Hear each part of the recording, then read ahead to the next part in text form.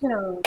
അപ്പോൾ എൻ്റെ ചാനൽ ആദ്യമായി കാണുന്നവരാണെങ്കിൽ ഒന്ന് സബ്സ്ക്രൈബ് ചെയ്തേക്കണേ. അപ്പോൾ ഇന്ന് ഞാൻ ഉണ്ടാക്കാൻ പോകുന്നത് പോർക്ക് റോസ്റ്റ് ആണ്.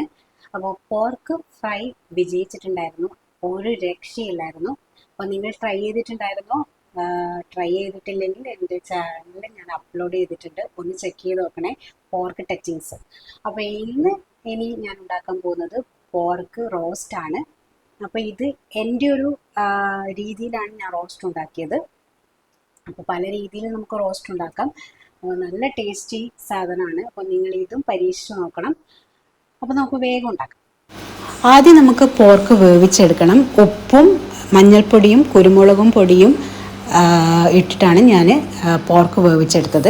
ഇനി നമുക്ക് നമ്മളുടെ പാനിലേക്ക് എണ്ണ ഒഴിച്ചിട്ട് ഞാനിവിടെ പെരിഞ്ജീരകമാണ്, 1 ടീസ്പൂൺ പെരിഞ്ജീരകം നമുക്ക് അതിൽ ആഡ് ചെയ്യാം. അതൊന്ന് ജസ്റ്റ് ഒന്ന് മൂത്ത് വരുമ്പോൾ നമുക്ക് ഇഞ്ചി വെളുത്തുള്ളി മിക്സിയിലിട്ടൊന്ന് ക്രഷ് ചെയ്തതാണ്, അതും കൂടി ആഡ് ചെയ്ത് ഒന്ന് പച്ചമണം മാറുന്നത് വരെ വഴറ്റി കൊടുക്കാം. എന്നിട്ട് നമുക്ക് അതിലേക്ക് സവാളയാണ് ഇടേണ്ടത്. ഞാനിവിടെ മീഡിയം സൈസ് 2 സവാളയാണ് എടുത്തത്. അധികം നമുക്ക് സവാള കൂടി പോകാൻ പാടില്ല.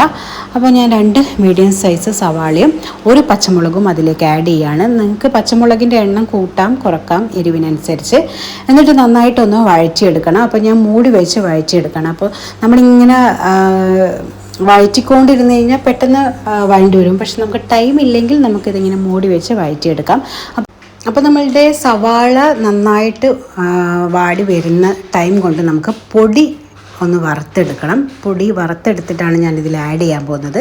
അപ്പോൾ ഞാൻ 1/2 ടീസ്പൂൺ മഞ്ഞൾപ്പൊടിയും 1 ടീസ്പൂൺ മുളക് പൊടിയും 1 ടീസ്പൂൺ കാശ്മീരി മുളക് പൊടിയും അതുപോലെ തന്നെ 2 ടീസ്പൂൺ മല്ലിപ്പൊടിയും ചേർത്ത് നന്നായിട്ട് വറുത്തെടുക്കുകയാണ്.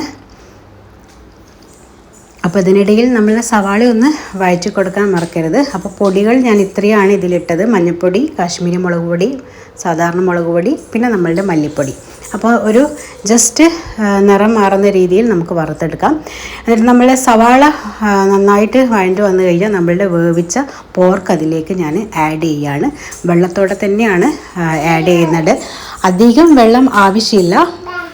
കുറച്ച് റോസ്റ്റാണ് നമ്മളുടെ റെസിപ്പി. എന്നിട്ട് നമുക്ക് നമ്മളുടെ പൊടി, വറുത്തെടുത്ത പൊടി നമുക്കതിലേക്ക് മിക്സ് ചെയ്യാം. അപ്പോൾ തന്നെ നമ്മളുടെ കളറൊന്ന് ജസ്റ്റ് മാറിക്കിട്ടും. എന്നിട്ട് അതിലേക്ക് ഞാൻ 1/2 ടീസ്പൂൺ ഗരം മസാലയാണ് ഇട്ടത്. ഇനി നമുക്ക് കുരുമുളക് പൊടിയും കൂടി ആഡ് ചെയ്താൽ മതി.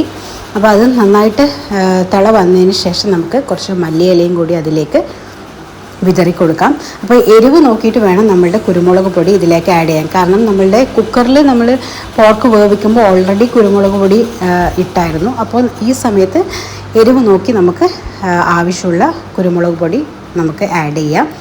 ഈ സമയത്ത് നമുക്ക് ഉപ്പും കൂടി നോക്കിയിട്ട് നമ്മളുടെ ഇവിടെ പോർക്ക് റോസ്റ്റ് റെഡിയായി.